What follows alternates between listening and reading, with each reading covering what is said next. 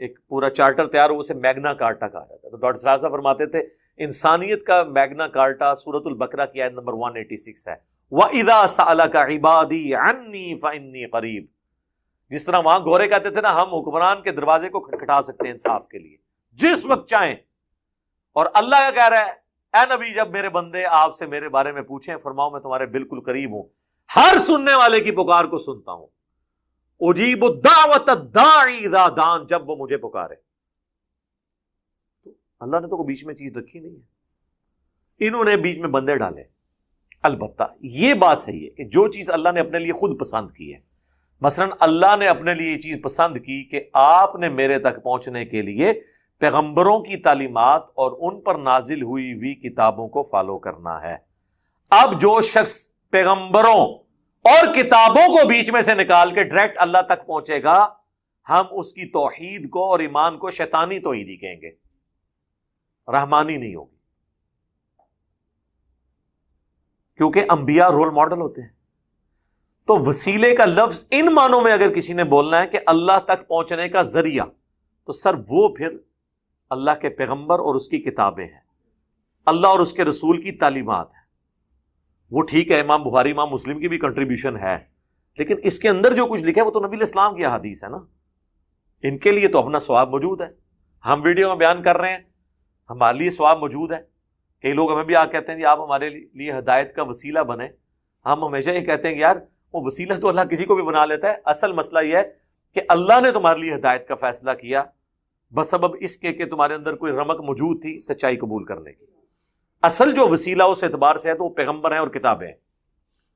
باقی جو انڈیا پاکستان میں جو وسیلے والا اختلاف ہے، اس کے اوپر میرا مسئلہ 43 بڑی ڈیٹیل کے ساتھ ریکارڈڈ ہے، اور آلموسٹ آج سے تقریباً 1.5-2 سال پہلے میں نے ایک ڈیٹیل لیکچر اور ریکارڈ کرایا تھا، وسیلے کے نام پر دھوکہ۔ یہاں پر وسیلہ اور استعانت مکس کر دی ہے، یہ نام وسیلے کا لیتے ہیں۔ بھائی ہماری زبان میں وسیلہ یہ ہے کہ کوئی شخص یہ کہے کہ اے اللہ تجھے تیرے نبی کا واسطہ میرا فلاں کام کر دے، تو اس میں آپ نے رسول اللہ سے تو کچھ نہیں مانگا، کس سے مانگا ہے؟ اللہ سے۔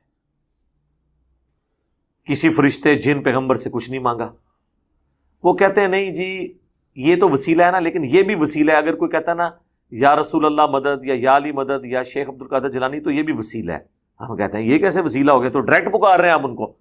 وہ کہتے ہیں اصل میں یہ ہوتا ہے کہ جب ہم ان کو پکارتے ہیں نا تو وہ اللہ سے ریکویسٹ کرتے ہیں، اللہ پھر دوبارہ ان کی ڈیوٹی لگاتا ہے، پھر وہ اللہ کے اذن سے ہماری مدد کرتے ہیں۔ ہوں ایڈی کہانی تھی بنائی ہے کتنے لکھی ہے، یہ تو میں 2 منٹ فیل کرتی ہے نا، ایک اینٹی وینم ادھر سے بھی تیار ہے۔ وہ اینٹی وینم یہ ہے کہ اللہ کے بندو اگر اسی طریقے سے آپ نے چیزوں کو ماننا ہے تو بتاؤ بارش کون برساتا ہے؟ اللہ۔ ڈیوٹی کس کی ہے؟ فرشتوں کی۔ تو ہم فرشتوں سے بارش مانگتے ہیں یا اللہ سے مانگتے ہیں؟ اللہ کے نبی علیہ السلام نے فرشتوں سے بارش مانگی یا اللہ سے؟ اور صحابہ کرام نے صلاۃ الاستسقاء پڑھ کے رسول اللہ یا کسی فرشتے سے بارش مانگی یا اللہ سے مانگی؟ اللہ سے۔ حتیٰ کہ صحیح بخاری میں 1010 نمبر حدیث ہے، انا کننا نتوسل الیک بنبینا۔ حضرت عمر کہتے ہیں اے اللہ پہلے ہم تیرے نبی کے وسیلے سے تیری طرف متوجہ ہوتے تھے، یعنی ہم ان سے دعا کرواتے تھے اپنے حق میں، اور تو بارش نازل فرماتا تھا۔ اب ہم ان کے چچا کو لے کے آئے کیونکہ حضور علیہ السلام فوت ہو گئے، لیکن حضور علیہ السلام کے دنیا سے جانے سے آپ کی بزرگی تو ختم نہیں ہوئی ہے۔ آپ کی بزرگی آج کی ڈیٹ میں اس سے زیادہ ہے جو آپ کی مبارک زندگی میں تھی۔ کیوں؟ وَلَلْآخِرَةُ خَيْرٌ لَكَ مِنَ الْأُولَى۔ یہ اللہ نے اپنے نبی کو گارنٹی دی ہے، اے نبی آپ کی زندگی میں آنے والا ہر اگلا لمحہ وہ پیچھے جو گزر چکا ہے اس سے بہتر ہوگا۔ حضور کی قبر کی زندگی آپ کی دنیا کی زندگی سے بہتر ہے، آپ کی آخرت کی زندگی قبر کی زندگی سے بہتر ہوگی، آپ کی جنت کی زندگی آپ کی آخرت کی زندگی سے بہتر ہوگی قیامت کی۔ تو یہ تو مسلسل آپ کو اللہ تعالیٰ کے درود سے اللہ کی رحمتوں سے نفع پہنچ رہا ہے۔ اللہم صلی علی محمد وعلی آل محمد۔ تو نبی علیہ السلام کی بزرگی کیا ختم ہو گئی تھی جو حضرت عمر کہہ رہے ہیں؟ اس لیے کہ حضرت عمر کو پتا تھا اب ہم حضور کے ساتھ کمیونیکیٹ نہیں کر سکتے۔ جب دنیا میں موجود تھے تو صحابہ اپنے مسئلے حضور کے پاس لے کے جاتے تھے۔ اسی طریقے سے میں نے پچھلے دنوں ایک ویڈیو اور ریکارڈ ہوئی ہے، قبر رسول سے جا کر شفاعت مانگنا، جو واقعہ عرابی والا پیش کرتے ہیں، 1 گھنٹہ میں نے لگایا اس پہ ان کی تسلی کروائی کہ خدا کے لیے یار یہ معاملات اس طرح نہیں ہیں، تم لوگ کس طریقے سے جعلی روایتوں کے اوپر چلتے ہو۔ حضرت عمر نے امت کو عقیدہ دے دیا کہ آپ وسیلہ شخصی یہ ہے کہ کسی نیک بندے سے اس کی زندگی میں جا کے آپ دعا کروائیں۔ اس کی اصل تو قرآن میں موجود ہے، قرآن میں کئی جگہ حضور کو کہا گیا اپنے صحابہ کے لیے دعا کریں۔ سورہ توبہ میں آیا نبی آپ کی دعا ان کے دلوں کی آنکھوں کی ٹھنڈک کا سبب ہے۔ ظاہر ہے آپ کسی شخص کے لیے اللہ کے نبی دعا کریں، اس کو اس سے بڑا اور نفع کیا پہنچ سکتا ہے؟ تو حضور کی دعاؤں کا حصہ آج بھی ہمیں مل رہا ہے، جو آپ نے اپنی زندگی میں اپنے آنے والی امتیوں کے لیے دعائیں کی ہیں، لیکن آج تو کوئی نہیں کر سکتا۔ صحیح بخاری میں ایک صحابی کی پنڈلی ٹوٹ گئی، عبداللہ بن عتیق، نبی علیہ السلام نے ان کی ٹانگ سیدھی کر کے مبارک ہاتھ پھیرا تو وہ جڑ گئی، اور وہ کہتے ہیں مجھے یوں لگا جیسے کبھی ٹوٹی نہیں تھی پنڈلی کی ہڈی۔ لیکن آج اگر کسی کی پنڈلی کی ہڈی ٹوٹ جائے گی تو آرتھوپیڈک کے پاس اسے لے کے جائیں گے، قبر رسول پہ تو نہیں لے کے جائیں گے، نہ صحابہ کرام قبر رسول پہ لے کے جاتے تھے۔ اور میں نے اس پہ ان کو کہا کہ یار اگر آپ لوگ اتنے بڑے عاشق رسول ہو تو ٹھیک ہے، اپنی پنڈلی کی قربانی کرو اور پورے انڈیا پاکستان بنگلہ دیش کو نہ صرف اپنے فرقے کا کر لو بلکہ کافر بھی مسلمان ہو جائیں گے، تو روزہ رشید تک آپ کا ویزا ہم لگوا دیتے ہیں۔ تو ان کو سمجھ آ جائے گی کہ حضور کی زندگی کے معاملات ڈیفرنٹ تھے، بات کے ڈیفرنٹ ہے۔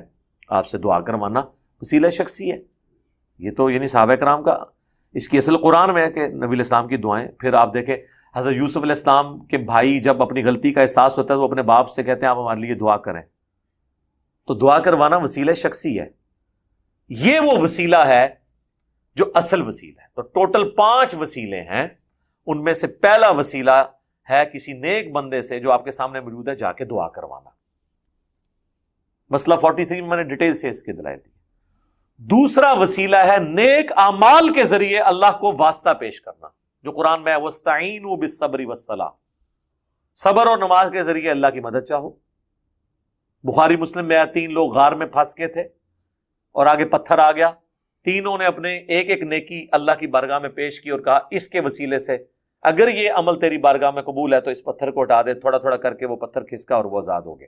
یہ دوسرا وسیلہ ہے اپنے نیک اعمال کا جو آپ نے اللہ کی رضا کی خاطر کیے، آپ اللہ کے حضور پیش کریں، اللہ تعالیٰ اس کی برکت سے آپ کی پرابلمز کو سوالو کرے گا۔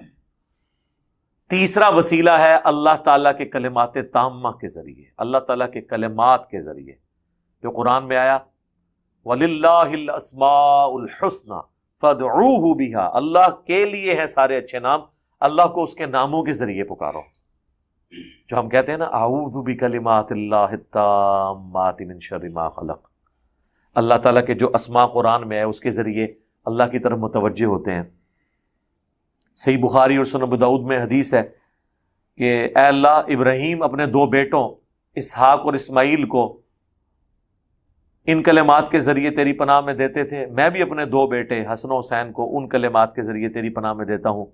اعیذکما بکلمات اللہ التامہ من کل شیطان وہامہ ومن کل عین لامہ، ہر طرح کے شیاطین کے اگینسٹ، ہر طرح کے نظر لگانے والی چیزوں کے اگینسٹ میں تیری پناہ میں دیتا ہوں۔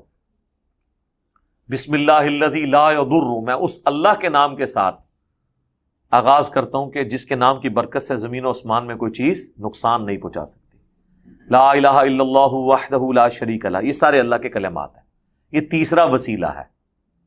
اور چوتھا وسیلہ ہے نبی علیہ السلام کے مبارک تبرکات سے فیض حاصل کرنا، جو صحیح مسلم میں ہے کہ حضرت اسماء نے نبی علیہ السلام کا ایک کالا جبہ کسروانی طیالسی نکالا اور کہا یہ حضور پہنتے تھے، ہم اس کا دھون مریضوں کو شفا کے لیے پلاتے ہیں۔ حضور کی وفات کے بعد بھی اس سے لوگ نفع حاصل کر رہے ہیں، یہ بھی ایک ذریعہ ہے اللہ سے شفا حاصل کرنے کا۔ لیکن یہ جعلی نہ ہو بنے ہوئے تبرکات، اصلی۔ صحیح بخاری میں آتا ہے ام سلمہ ہماری ماں کے پاس حضور کی داڑھی اور سر کے چند بال تھے، ایک انہوں نے برتن کے اندر رکھے ہوئے تھے، جب کوئی محلے میں بیمار ہوتا تھا پانی کا پیالہ بیچتا تھا، ام سلمہ اس میں ڈبوتی تھی اور مریضوں کو شفا ہو جاتی تھی۔ یہ چوتھا وسیلہ ہے جو آپ اڈاپٹ کر سکتے ہیں۔ یہ تو آج کل تو اس وسیلے کا رزق نہیں لیا جا سکتا، لوگ آپ کو